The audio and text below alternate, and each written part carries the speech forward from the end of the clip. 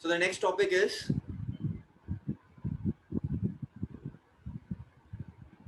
dipole in a uniform electric field.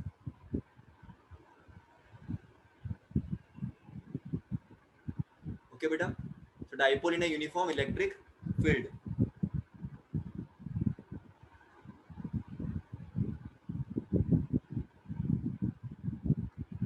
Very interesting. तुमको थोड़ा सा यहाँ पर प्रॉब्लम हो गई क्योंकि अपन ने अपना फोर्थ चैप्टर किया नहीं है, but I will try to make it as simple as possible. हाँ, चलो देखते हैं कैसे तुमको समझ में आता है. इजी टॉपिक है एकदम, डेरिवेशन है वाला भी इंपॉर्टेंट, इसका रिजल्ट बहुत इंपॉर्टेंट है और ये एग्जाम में आ सकता है अगेन. तो पहले तो बेटा समझना एकदम अच्छी तरह से. एक यूनिफॉर्म इलेक्ट्रिक फील्ड बनाते हैं.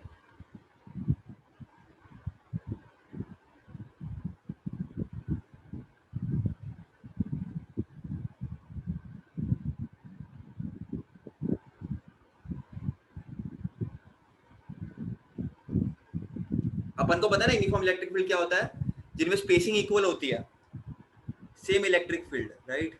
अपन ने पढ़ा है, right. Dipole in uniform electric field मतलब यहाँ पर तुमको एक डाइपोल रखना है, ठीक है. तो वो काम अपन कर लेते हैं.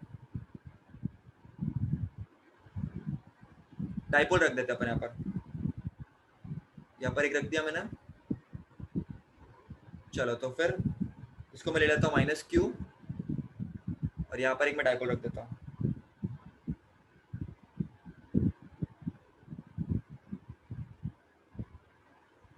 इस प्लस क्यू, तो मैंने डाइपोल रख दिया बेटा यहाँ पर, ठीक है बेटा.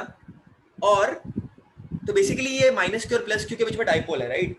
और इनके बीच में डिस्टेंस क्या है अपने को पता है, अब तक 2 अब तक सीख चुके हैं. समझो तुम्हारा सेंटर है, तो ये तुम्हारा, मेरे को बताते चलना एकदम, डायग्राम बनाते चलते हैं अपन. ये तुम्हारा एल होगा, तो ये वाला भी तुम्हारा एल होगा, ठीक है ना. टोटल 2L होगा फिर. तो बताते चलना बेटा, पहली चीज तो एकदम सिंपल मेरी क्लियर करो. मैंने क्या किया है, यूनिफॉर्म इलेक्ट्रिक फील्ड में डाइपोल डाल दिया. अपन ने पढ़ा ना यूनिफॉर्म इलेक्ट्रिक फील्ड क्या होता है, नॉन यूनिफॉर्म इलेक्ट्रिक फील्ड क्या होता है. यूनिफॉर्म इलेक्ट्रिक फील्ड मतलब क्या, जिधर इलेक्ट्रिक फील्ड यूनिफॉर्म है, ये जो लाइन्स है उनके बीच का distance spacing is same. Okay, that is uniform electric field. बच्चों इसको देखना ध्यान से. तो ये अपने डाइपोल बना दिया, इनके बीच का डिस्टेंस अपने लिख दिया, इतना काम अपने कर लिया. ये इलेक्ट्रिक फील्ड मैंने यहाँ पर लिख दी. अब देखना मैं क्या करता हूँ, तो ये तो बेसिकली क्या होगा बेटा, what will be this, minus q to q क्या होगा, minus q to plus q क्या होगा. There will be a dipole moment which will exist.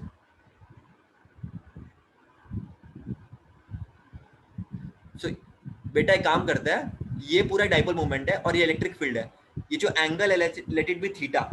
मैं क्या बोल रहा हूँ, theta is the angle between electric field and dipole moment. तो यहाँ पर तो डाइपोल मोमेंट होगा ना बेटा तुम्हारा, इस ये पर्टिकुलर जहाँ पर तुमको दिखा रहा हूँ ना ये लाइन, और ये इलेक्ट्रिक फील्ड के बीच में एक एंगल है थीटा. मैंने मान के चल रहा हूँ, क्यों लिया बताऊंगा.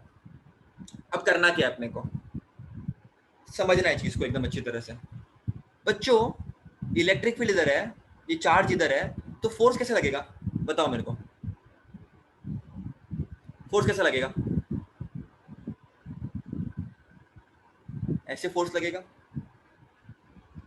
अरे समझना बेटा, मैं बताता हूँ, रुको वापस बताता हूँ मैं, एकदम अच्छी तरह से समझना. दो डाइपोल है, यहाँ पर इलेक्ट्रिक फील्ड वगैरह यूनिफॉर्म है. इस पर्टिकुलर चार्ज पे ये यूनिफॉर्म इलेक्ट्रिक फील्ड में है, तो इस पर कुछ फोर्स लगेगा.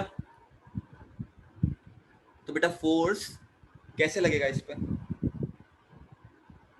ये प्लस है तो इस पर फोर्स इस तरह लगेगा, इस पर्टिकुलर डायरेक्शन में, जहां पर इलेक्ट्रिक फील्ड है, क्योंकि ये पॉजिटिव चार्ज है. तो इस पर कैसा लगेगा फोर्स, ऐसा फोर्स लगेगा जो इलेक्ट्रिक फील्ड के डायरेक्शन में. तो यहाँ पर फोर्स कितना होगा बेटा, let's say F1, it will be Q into E. यही होते है फोर्स की वैल्यू, सीखी अपन ने, राइट. Q into E ये फोर्स का वैल्यू होता है. उसके बाद इस पर्टिकुलर चार्ज की वजह से इलेक्ट्रिक फील्ड के कारण फोर्स कैसा लगेगा, अवे लगेगा ना. F2 क्या हो जाएगा, अवे जाएगा, माइनस साइन मतलब अवे जाएगा. बराबर के नहीं? तो अगर मैं तुमको बोलूं नेट फोर्स कितना लगेगा यहाँ पर, तो F1 के कारण कुछ फोर्स होगा और F2 के कारण कुछ फोर्स होगा।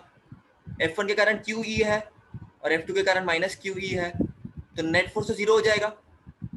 तो in a uniform electric field the net force is zero, क्योंकि पॉजिटिव चार्ज के कारण इधर फोर्स लग रहा है ये बाजू और नेगेटिव के कारण इधर जा रहा है, क्योंकि इलेक्ट्रिक फील्ड जिधर है उस डायरेक्शन में अगर पॉजिटिव चार्ज के डायरेक्शन में फोर्स लग रहा है तो वो पॉजिटिव होता है और अवे है तो नेगेटिव होता है, तो ये तुम्हारा जीरो आ जाएगा। तो पहले तो उसको क्लियर करते हैं पहले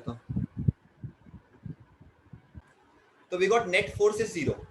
सी understand one thing, in this case when there is a uniform uniform electric field the net force is acting to be zero। अब होगा क्या बच्चों, सिंपल समझने की ट्राई करना, ज्यादा सोचो मत इसके ऊपर, मैं तुमको एक सिंपल चीज बताता हूँ। देखो बेटा इस पर्टिकुलर पॉइंट पे, ठीक है, ये चार्ज पे एक फील्ड के कारण फोर्स लगेगा, तो ये चार्ज मूव करने की ट्राई करेगा। देखो ऐसे चार्ज ऐसे मूव करने की ट्राई करेगा क्लॉकवाइज, और ये वाला भी ऐसे क्लॉकवाइज मूव करने की ट्राई करेगा। तो ये वाला चार्ज भी क्लॉकवाइज मूव करने की ट्राई करेगा और दूसरा वाला चार्ज भी क्लॉकवाइज मूव करने की ट्राई करेगा। ये तुम्हारा एक्सिस है, सेंटर ऑफ रोटेशन। तो ये जो चार्ज है उस फोर्स के कारण ऐसे क्लॉकवाइज मूव करने की ट्राई करेगा और ये वाला चार्ज भी क्लॉकवाइज मूव करने की ट्राई करेगा, दोनों भी। So there will be a rotation. So there will be rotation about center of mass. Center of mass पता है कि नहीं पता है? The point where entire mass is supposed to be concentrated है, अपन उसको मान के चलते हैं ना ये वाला। तो इसके बीच का डिस्टेंस L है, इधर का L है, तो सोचो मत, ये तुमको फोर्थ चैप्टर में पढ़ाया नहीं अब तक, तो इसके लिए तुमको पता नहीं है, बट जब मैं वो तुमको कराऊंगा ज्यादा क्लियर होगा। But there will be a rotation and जिसके कारण बेटा देयर इज समथिंग कॉल्ड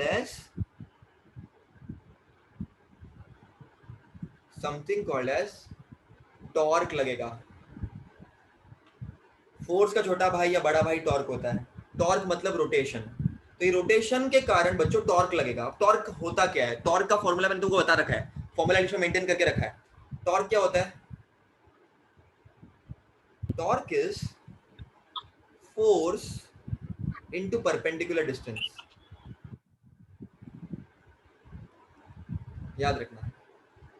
अब हमको करना क्या है बेटा, हमको टॉर्क निकालना है, क्योंकि ये चार्जेस मूव करेंगे, मूव करते तो इन पे टॉर्क लगता है। टॉर्क क्या होता है, ये सब क्या चल रहा है, तो फोर्थ चैप्टर में डिटेल में आएगा। लेकिन अब तुमको क्या याद रखना है, वो रोटेशन के कारण there is something called as torque which is developed. अब देखो मेरी बात अच्छी तरह से ध्यान देना, समझने की कोशिश करना। एकदम सिंपल है, बिल्कुल भी कॉम्प्लिकेटेड नहीं है बेटा, सिर्फ ध्यान दो। इस चार्ज के लिए परपेंडिकुलर डिस्टेंस किधर होगा, बताओ मेरे को। इस चार्ज के लिए बेटा, इस चार्ज के लिए परपेंडिकुलर डिस्टेंस किधर होगा, इधर होगा।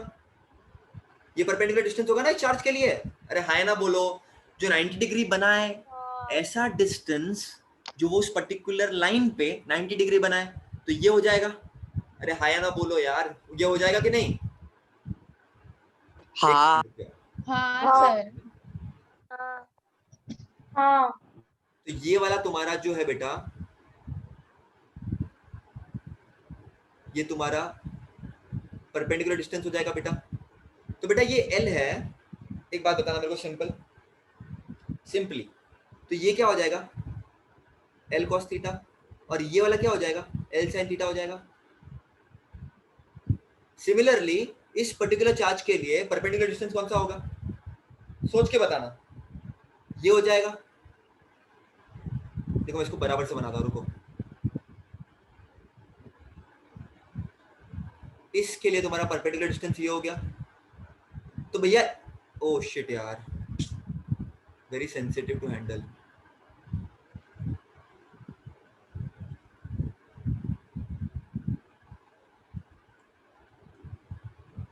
तो इस पर्टिकुलर चार्ज के वजह से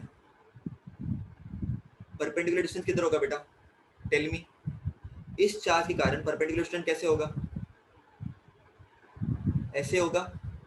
ये तुम्हारा परपेंडिकुलर डिस्टेंस हो जाएगा, ये वाला तुम्हारा। देखो बेटा ये L है, ये वाला लाइन सेगमेंट एल है, ये तुम्हारा थीटा हो जाएगा। तो अगर ये एल कॉस थीटा होगा तो ये जरा एल साइन थीटा हो जाएगा। देखो इसको मैं वापस एक्सप्लेन करता हूँ, रुको, wait wait wait wait, I think figure थोड़ा कॉम्प्लिकेट हो रहा है, मैं इसको वापस एक्सप्लेन करता हूँ। चलो वापस देखना सब लोग, ठीक है। देखो मेरे पास यूनिफॉर्म इलेक्ट्रिक फील्ड थी, ओके बेटा, I had uniform electric field. तुम लोग स्ट्रेट लाइन ड्रॉ करना बाबा, तुम्हारे अपने पास यूनिफॉर्म इलेक्ट्रिक फील्ड है। देखना बच्चों, एक चार्ज इधर है,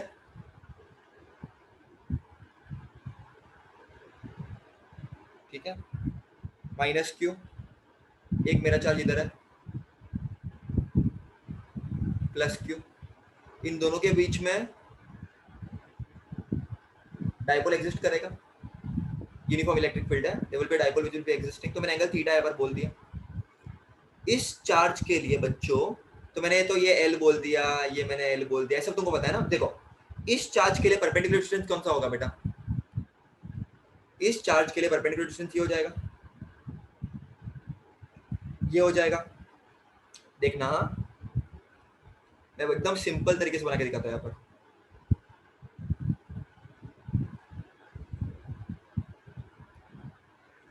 ये तुम्हारा थीटा है, तो बेटा ये एल है, तो ये एल कॉस थीटा हो जाएगा, और ये मेरे लिए एल साइन थीटा हो जाएगा, बराबर के नहीं? अरे हाँ या नहीं? फिर इसके लिए मेरा परपेंडिकुलर डिस्टेंस ये हो जाएगा, तो मेरे लिए ये एल है और ये थीटा है, तो ये मेरा एल कॉस थीटा हो जाएगा और ये मेरा एल साइन थीटा हो जाएगा। और मैं वेक्टर शिफ्टिंग कर सकता हूँ ना, तो मेरा इधर एल साइन थीटा लूँ या मैं ए बाजू एल साइन थीटा लूँ, फर्क नहीं पड़ता, बट हाँ मेरा एल साइन थीटा इधर हो जाएगा, एल साइन थीटा इधर हो जाएगा मेरा। अब बच्चों बताओ मेरे को, सिंपल ट्रिक बताता हूँ एकदम, मैं एकदम simple. Torque is nothing but, simple याद रखना, magnitude of any one force into perpendicular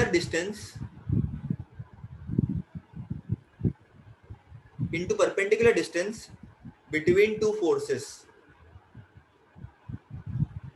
मतलब force into perpendicular distance.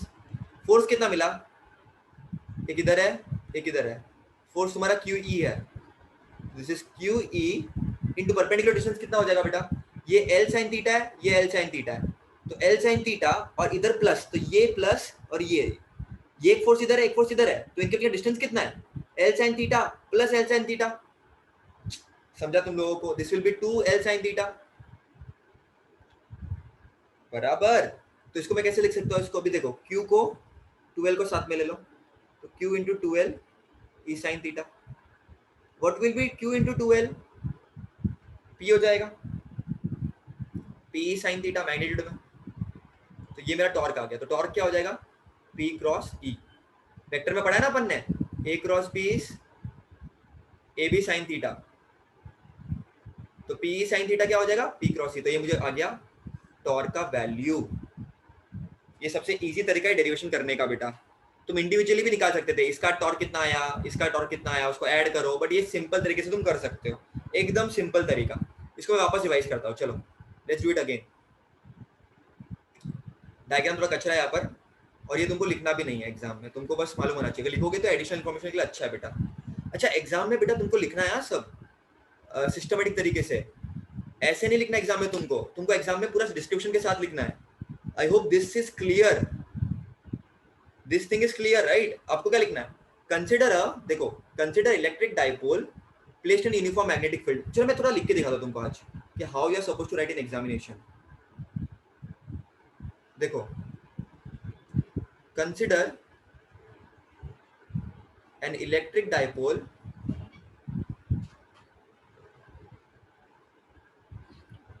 placed in a uniform electric field, ये E है, ठीक है बेटा। उसके बाद the axis of electric dipole makes an angle theta with electric field. आपको बताया ना मेरे पी और ई के बीच का एंगल, पी और ई के बीच का एंगल थीटा है, ये ई है ये पी है, बस यही लिखा है। तुमको ओन वर्ड्स में लिखना है, तुम्हारे जरूरी नहीं मैं जैसे लिख रहा हूं तुमको लिखना है, ओन वर्ड्स में लिखो। फिर डायग्राम बनाना है तुमको, डायग्राम के बहुत मार्क्स है बेटा। उसके बाद तुमको क्या लिखना है, figure shows that and couple torque is acting. Couple मतलब जो दो फोर्स इक्वल एंड अपोजिट है उसको कपल बोलते हैं, तुम फोर्थ चैप्टर में पढ़ोगे, इसलिए ज्यादा इस पर चर्चा नहीं कर रहा हूं मैं। उसका तुमको लिखना है the force acting on a charge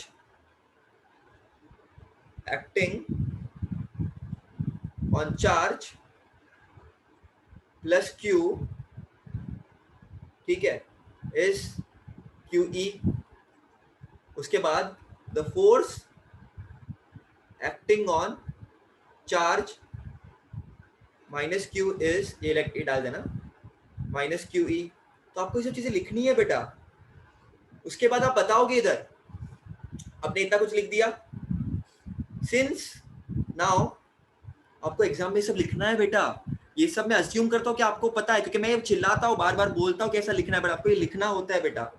remember this always. Now the two equal and opposite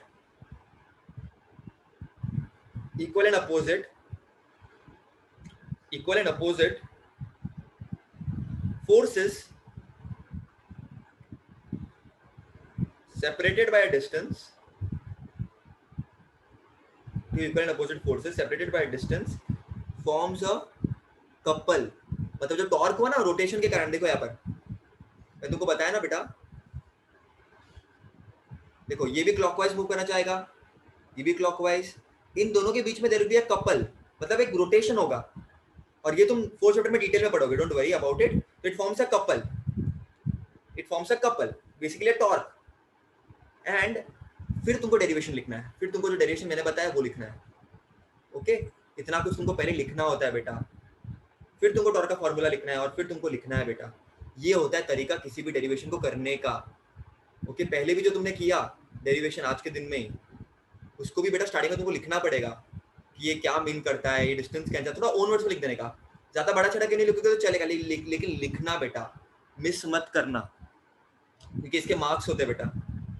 You get marks for this, and then finally you get a derivation.